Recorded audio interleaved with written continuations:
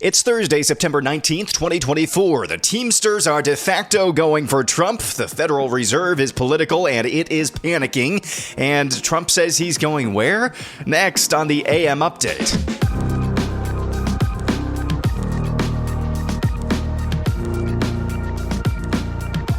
Before we get started this morning, just want to remind you, tomorrow is another edition of Ask or Tell Me Anything. You can ask me any question you want. Tell me any news story you think needs covered. Go and find the pinned tweet at the top of my X profile. They're not tweets anymore. I got to stop saying that. At Real AM Update on X, look for the pinned tweet. Ask me any question. Tell me any news stories tomorrow on the Friday edition of AM Update. Now on with Thursday. The International Brotherhood of Teamsters announced that it's not going to be endorsing any candidate for president for the first time since 1988.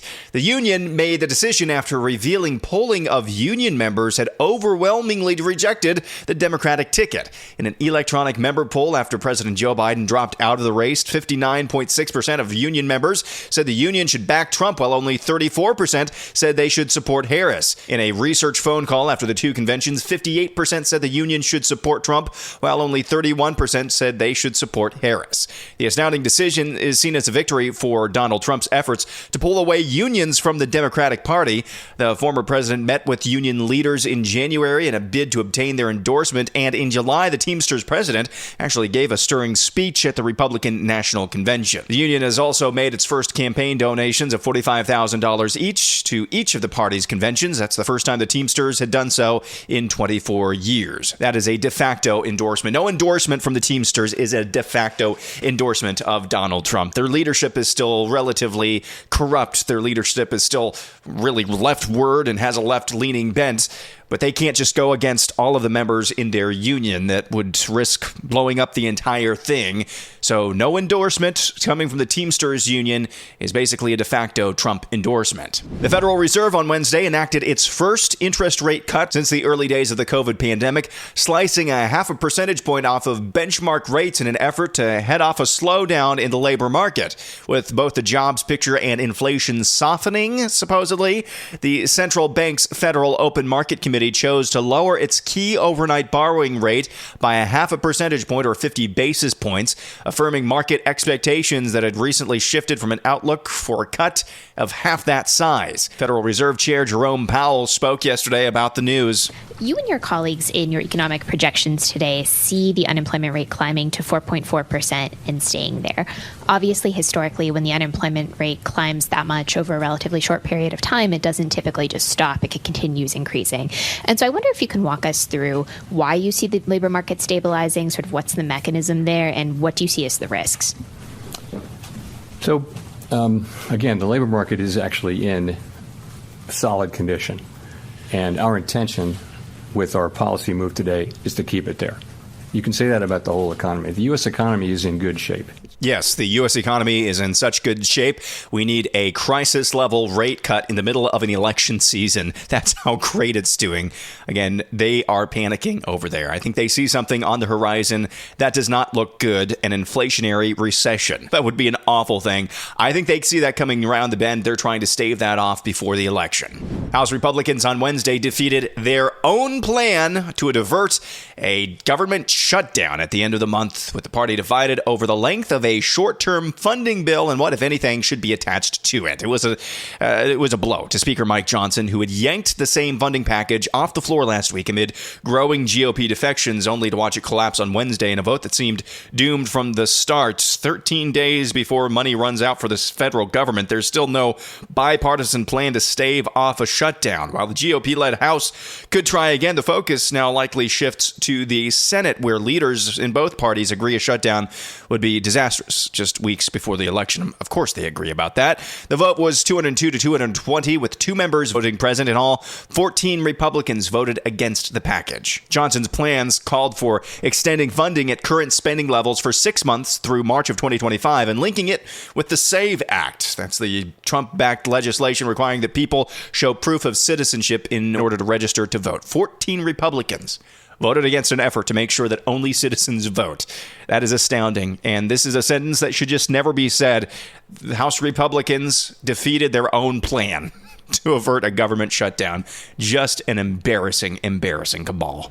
Donald Trump rallied on Long Island yesterday in New York and said he's going to be visiting these places. Thank you. We have no choice. We have no choice. It's not like, this is not sustainable by any country. This is not sustainable. How about in Springfield, Ohio? They had 32,000. This is a little beautiful town. No crime, no problem. 32,000 illegal immigrants come into the town, 32. So they almost doubled their population in a period of a few weeks. Can you believe it? And you know what? They've got to get much tougher. I'm going to go there in the next 2 weeks. I'm going to Springfield and I'm going to Aurora. You may never see me again, but that's okay. Got to do what I got to do. Kamala Harris also held an event yesterday, this one focusing around something to do with Latinos or something like that. She dusted off a new accent. I love you back. I love you back. Oh, I'm a Latino now, too, in addition to being Indian, black, and hood. I got to hand it to Kamala Harris, though. At this event, she made a really, really good point. And just trying to tampen down the rhetoric here, even with myself. Hats off to Kamala Harris. Credit where it's due. This is just an excellent thing to say. I grew up understanding the children of the community are the children of the community. I did as well. Well said, Kamala Harris. Meanwhile, Governor Tim Walz, Democrat VP hopeful, was interviewed yet again, asked again a very specific question about the economy. Let's start with inflation. What do you tell people who wake up, frankly, each morning wondering, how am I going to get by financially? Yeah, I tell them, Kamala Harris and I know something about it. Being middle-class folks, our families sit at the table trying to pay the bill. Okay. All right. That's just their answer. They're never going to actually answer the question. It's just, how do you think Bella would react if she asked me to go, I don't know, clean the garage? And I responded by saying, well, Bella, I grew up in a middle-class family. I don't think she would react. I mean, she's a very grace-filled individual. I still think she might laugh me out on the street. Yesterday on C-SPAN, they had to cut off a caller who was talking about the attempted assassinations of Donald Trump. Listen to this. Slidell, Louisiana. Willie, Democrat, good morning. Good morning. I just want to say I'm a very patriotic American. I did 20 years in the military, 2 tours in Vietnam, wounded in 1966, went back in 68. And I look at myself and think about, as a military man, we're supposed to close it, kill, capture, destroy the enemy by all means available. And to see we let this man Trump destroy America, and I look at it and say, well, these two people had to step up and take that shot. I'm 83, nothing to lose. I'm sorry, Willie, you're not advocating violence, are you? Not violence. I'm talking about defending my country. All right. So that was C-SPAN yesterday. A caller from Louisiana called in and just spewed the natural, logical conclusion of Democrat rhetoric for the better part of the last decade, saying, yeah, I'm glad these people went out there, took their shots at Donald Trump. I'm glad they did that. There's a damning new poll that came out yesterday. Nearly 1 in 3 Democrats would have preferred to see Kamala Harris's political opponent gunned down in cold blood. Scott Rasmussen's RMG Research conducted an online survey of 1,000 registered voters for the Napolitan News Service earlier this week to gauge the public's response to the latest known attempt on the life of Donald Trump. The supermajority of respondents indicated they were paying somewhat or very close attention to the latest news about the second assassination attempt against Trump at his golf course in West Palm Beach, Florida. When asked whether U.S. government agencies were involved with the murder plot, 37% of respondents said it was very or somewhat likely. 34% of the respondents figured the Democratic Party or the Harris campaign were involved. 33% suggested foreign governments were involved, and 33% suggested that Trump himself or his campaign orchestrated the attempt to have a Democratic donor allegedly wait in ambush for 12 hours with a high-powered rifle. The question, however, with the most staggering results was this: while it is always difficult to wish ill will on another human being, would America be better off if Donald Trump had been killed last weekend?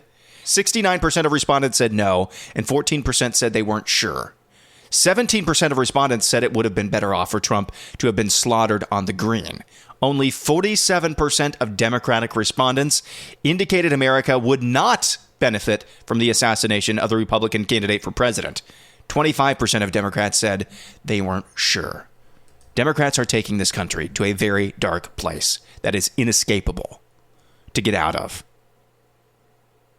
But this is just the natural, logical conclusion of the violent rhetoric that their leaders have been feeding them for the better part of the last decade. And they're now just acting on that logically. That is just a sad commentary. California Governor Gavin Newsom on Tuesday signed legislation banning digitally altered political quote-unquote deepfakes. But Elon Musk quickly clapped back upon hearing the news, encouraging his 198 million X users to share an AI-doctored video of Vice President Kamala Harris, the same video that triggered Newsom to enact the legislation in the first place. The new law, the strictest in the country, takes effect immediately and aims to crack down on deceptive content which uses artificial intelligence to create false images or videos. Basically, California Governor Gavin Newsom has banned the use of memes. Naturally, the Babylon Bee was right there, ready to go with this work of art. Hi, I'm Gavin Newsom, the governor of California. This is a message for the people of America, given in my authentically recorded, non-AI voice. Thanks to my leadership over the last several years, California has become a world leader in extremist, left-wing governance. My policies were so effective that almost 1 million people are now fleeing the state every year. We even ran out of U-Hauls. During the COVID pandemic, I locked everyone in their homes and shut down businesses for months. Not the French Laundry, though. That's my favorite restaurant. Last year, I cleaned up the dangerous, messy streets of San Francisco, because Chinese Communist President Xi was coming, and I really wanted to impress him. He's my boss, after all. This year, I signed legislation that allows me to take custody of your kid if you refuse to give him artificial hormones and chop off his genitals. Because if you don't do that, you're a bigot, and bigots shouldn't be allowed to have kids. I've also led the way in green energy by banning all cars that don't run on electricity. Then I banned almost all the electricity. This is smart leadership. On my watch, the cost of living and homelessness have skyrocketed. Schools are failing. Drug dealers and human traffickers are pouring across the border. And poop has covered the sidewalks of San Francisco. This is the positive, joyful vision we offer as Democrats. That's why I'm enthusiastically endorsing Kamala Harris for president in 2024. She'll do to the country everything I did in California. Anyway, I'm California Governor Gavin Newsom, and I approve this 100% real message, which is a recording of my voice without the assistance of any AI whatsoever. This isn't a deep fake, and you can rest assured that it isn't, because I just signed an unconstitutional law outlawing deep fakes. No one would dare violate it. Thank you, and science bless America. That is the Babylon Bee, shortly after Gavin Newsom signed that bill, basically banning memes in the state of California. The use of AI-generated political memes, videos, what have you. And that is on point. The best thing you can do in just these ridiculous communist hellholes like parts of California is to absolutely mock people like Gavin Newsom. And the Babylon Bee is really good at that. And finally, this from former CNN anchor, now News Nation anchor, Chris Cuomo. This is about 2 minutes long. He says he's really sorry. I don't get it. That's why I reached out to Trump. I wanted to just say, listen, I'm really sorry that this is going on and it's being dealt with this way. Not because I'm in favor of his politics or what he says. I criticize him all the time. That's my job. And he deserves it. But he doesn't deserve this. A guy pointing an AK-47 at him while he's playing golf? And we take solace in the fact that the guy didn't get any rounds off.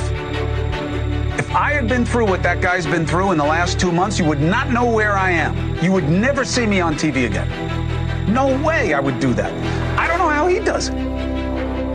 He's got kids, they're adults, but he's got grandkids. He's got a wife. People giving crap to Melania Trump, worrying about whether or not there was a plot around his husband. How could she not? People mock her. And then her husband has a guy pointed with an AK-47. Where are those people apologizing? That's what it's time for. So that is Chris Cuomo, formerly of CNN. Now he's on News Nation, apologizing to Donald Trump.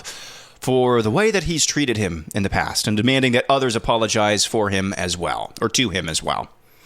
And he says the reason he's doing that is because of the assassination attempts. Now, it is rich for me to say this, being that the first attempted assassination of Donald Trump was what pushed me over the edge, not to endorse Donald Trump, but to support his run for president, just to say, no, that's not how we do things in this country. So I get having a change of heart, but it's a little bit different coming from me, because like it or not, we were on the same team, whether or not I was voting for Donald Trump. We were on the same team as far as the left is concerned. My reaction to that video, that audio you just heard from Chris Cuomo, is nice flapping of your gums, bro, but screw you. This dude, as much as anybody, especially during COVID, is just as responsible for not pushing back on the absolute bat crap crazy things that his colleagues at CNN said over and over again for the entirety of Trump's first term, and then going on into Biden's first term, continuing demonization of Donald Trump. And he said nothing. He was a good little brown shirt during COVID for the entirety of COVID. And he wants to play the both sides now. He wants to play this side now. He's the voice of reason. Now, I'm going to need to see a little bit more. I'm going to need to see a little bit more consistency. I'm going to need to see a little bit more outspokenness when it comes to pushing back against the rhetoric that caused multiple people now to try to take the life of Donald Trump. But until I see that happen, this is pretty cheap, man. Pretty cheap. You can just go on News Nation some night for your show and just wax poetic about how you feel bad for Donald Trump and all your sins are forgiven. No, going to need to see a little bit more. That's going to do it for Thursday. Don't forget about Ask or Tell Me Anything. That's going to be tomorrow. Go find the pinned tweet at Real AM Update on X. Make your submissions there. Tell me any news story you think needs to covered. Ask me any question you would like. Ask or Tell Me Anything tomorrow on the Thursday edition. We'll catch you again then. I'm Aaron McIntyre, and this is the AM Update.